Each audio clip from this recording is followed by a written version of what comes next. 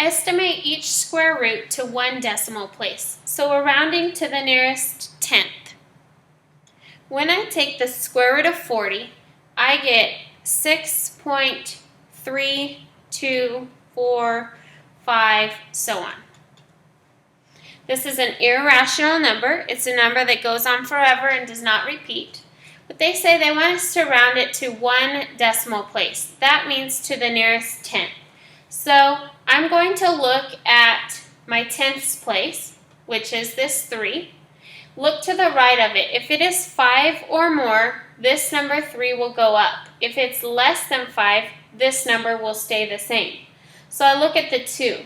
The 2 is less than 5, so it's going to stay 6.3.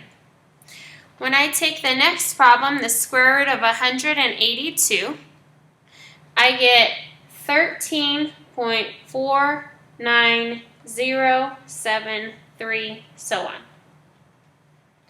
The same thing. I'm rounding to one decimal place or the nearest tenth, so I look at the tenths place, it's a 4.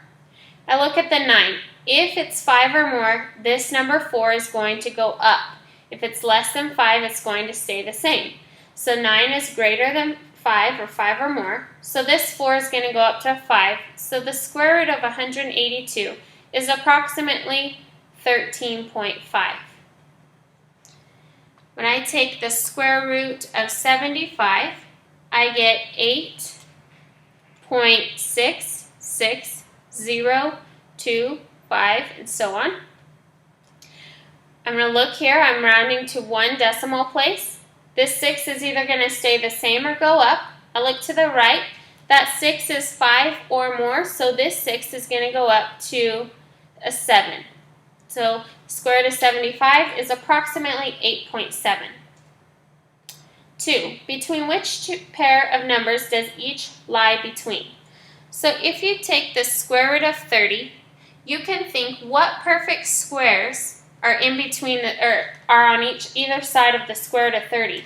So if we think about it, we have the square root of 25 that we know is 5, and we have the square root of 36 that we know is 6. So the square root of 30 would lie between 5 and 6.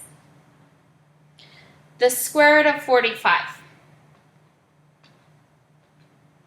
The square root of 45 lies between the square root of 36, which we know is 6, and the square root of 49, which we know is 7.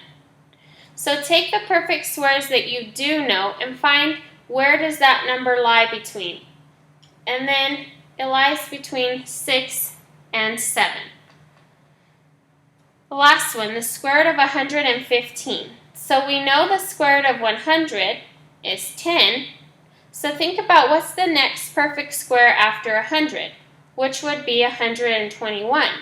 The square root of 121 is 11. So it lies between 10 and 11.